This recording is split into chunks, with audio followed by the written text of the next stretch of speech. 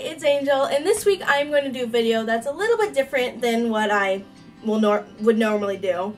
So when I was about, I think I was about 4 or 5, I was diagnosed with what is called Tourette Syndrome. Tourette Syndrome is a neurological disorder that causes involuntary and repetitive movements and or sounds, known as tics. A lot of people associate Tourette's with swearing and obscene hand gestures, which is not the case.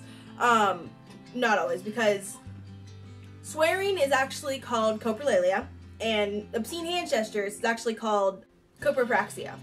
Now they do kind of go hand in hand. I mean, you can't, just like Tourette's, you can't control, what's said, or what hand movements you're doing, or whatever. So I mean, just like that, it is similar in that sense, but they're certainly not the same at all. Also, two people Tourette's do not have the same case. Like, so, I can't compare my Tourette's to someone else's because every single person is different. I can't, everyone's tics are different. Everyone's, how severe or how mild they are is different. No one's two cases are alike. Growing up, it's something that it's kind of bugged me. It's something that, as I gotten older and, go through growth spurts or whatever, it seems to get worse. Certain emotions make it worse. So, like, if I'm really tired, or if I'm really angry, or if I'm really, like, nervous or stressed, those affect it.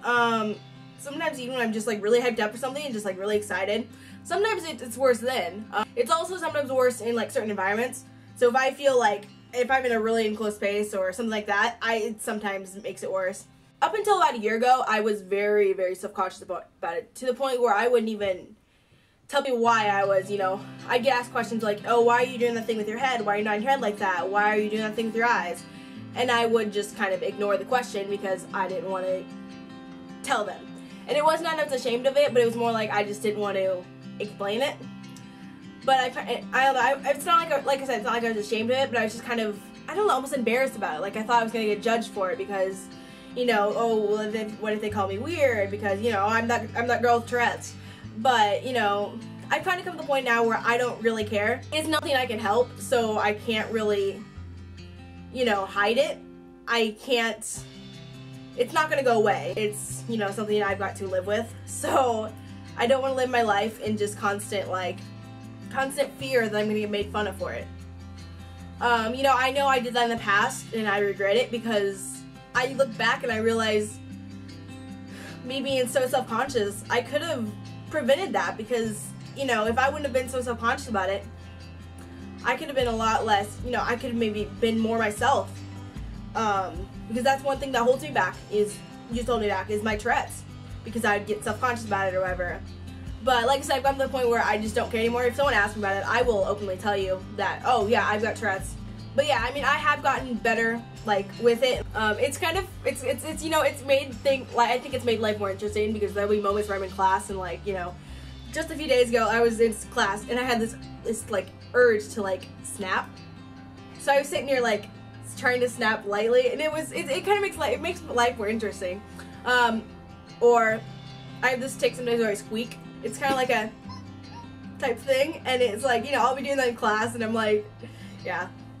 But there's times where it's kind of annoying, like, I have one tic that it'll actually kind of, like, hurt my throat after a while. I have this one tic where I nod my head like this and like that, like side to side and up and down, and sometimes that's kind of distracting, or it's kind of annoying because sometimes that, like, it kind of almost sometimes wears me out because I'll be, it's like it uses up my energy.